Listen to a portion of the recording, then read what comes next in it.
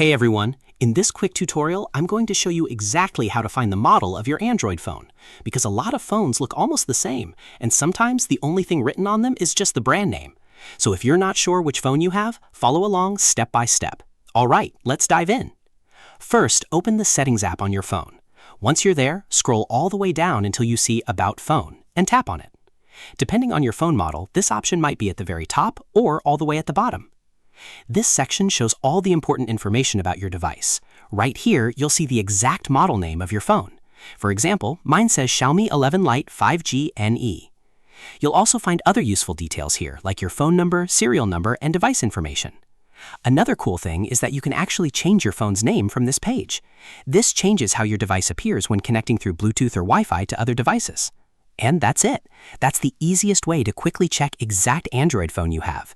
If this video helped you out, don't forget to leave a like and subscribe to the channel for more tutorials and helpful videos.